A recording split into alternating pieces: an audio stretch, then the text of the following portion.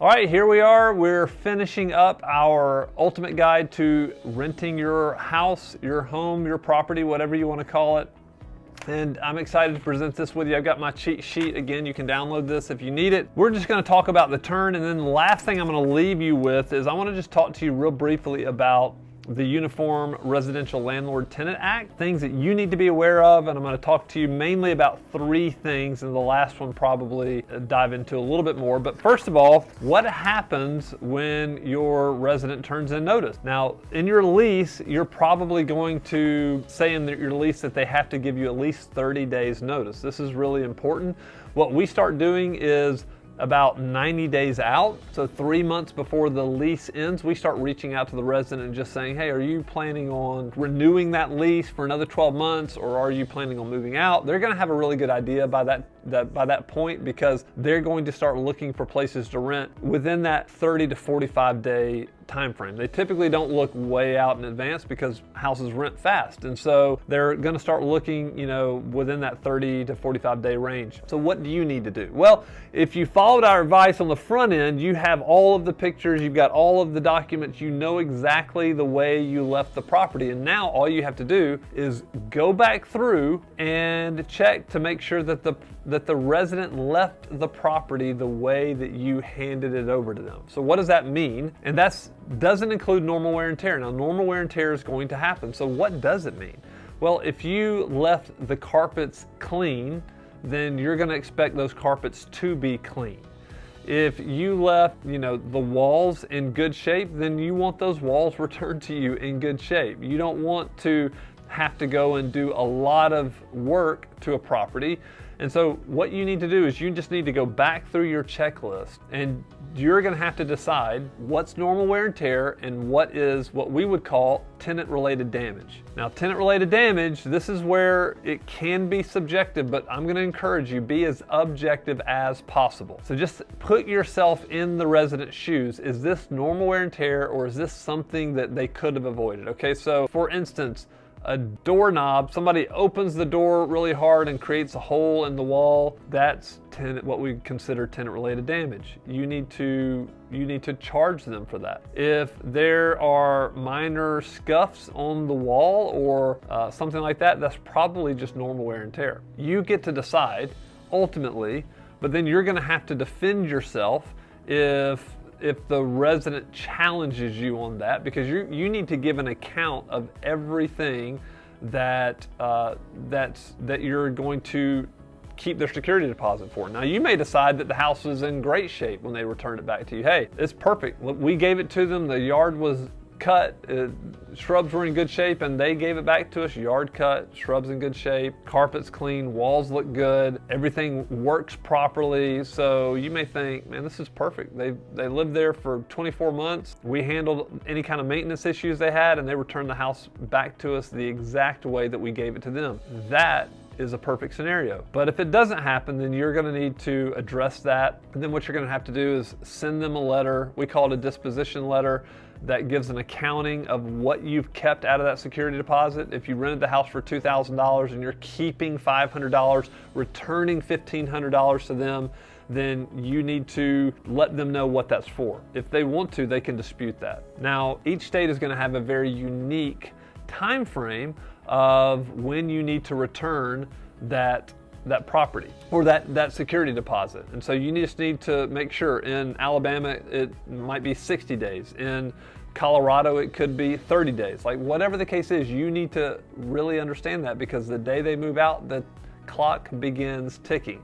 And ultimately, you want to get the property back up and on the market and rent it as quickly as possible. So you're going to handle this fairly fast. And so that's going to be our encouragement to you.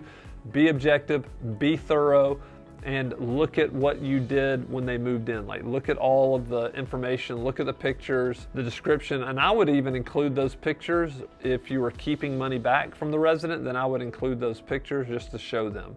I know that some residents won't get anything back. As a matter of fact, you may have to charge them. We hope that's not the case, because what we're looking for, what you want, is somebody who's going to really take care of that property and treat it just like you like you would want them to, but ultimately that's just not the case every single time. So just be prepared for that. And again, so last thing I want to talk about, and this is why I brought this sheet, is I just really want to talk about the Uniform Residential Landlord Tenant Act. You need to be very aware of this. So what my suggestion to you is, you need to go and read the entire thing. Just read the entire thing, because it's going to talk to you about three main topics, and that's going to be security deposits, like how you handle security deposits. You can download our cheat sheet here, but again, the security deposit is going to be a big deal. Next thing is going to be evictions, how you handle evictions. Now, if you've done a really good job on the front end, then you probably won't have to deal with evictions. But you know what? What you can't foresee, what you can't screen an applicant for, are life circumstances. You could never have, in February of 2020, seen a loss of a job that was coming in March of 2020 or April of 2020 due to COVID or due to company layoffs and shutdowns, whatever the case is.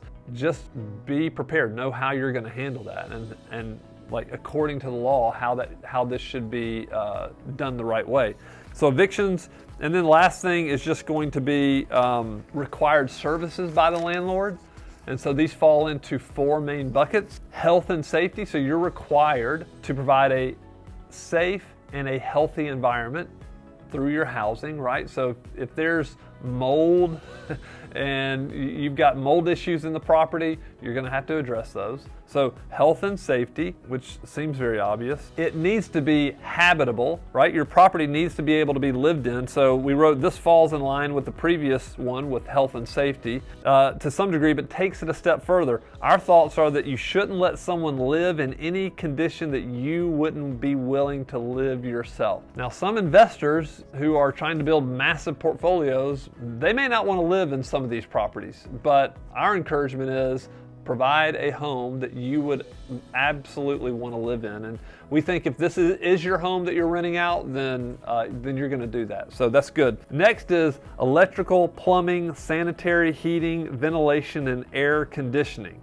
So the law specifically states in these sections they're required to be supplied by the landlord. So you're required to give them electrical ability, to have electrical, plumbing, sanitary, heating, ventilating and air conditioning. Okay, so all of these things, they're very typical.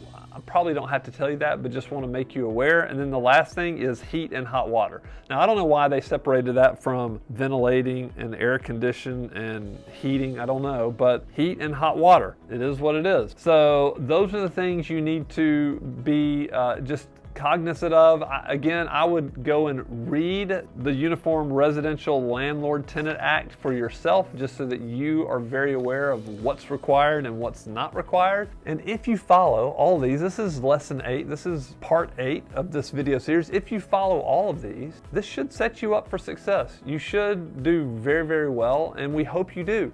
Now, if for any reason we can help you accomplish your goals, your landlord goals, what you're trying to do with your rental property, then we want to do that. Like, we would love to talk to you more about this. We have, we're in right now, as of this recording, we're in over 20 states, 20 markets. I think 25 markets. We're managing almost 12,000 properties for owners just like you.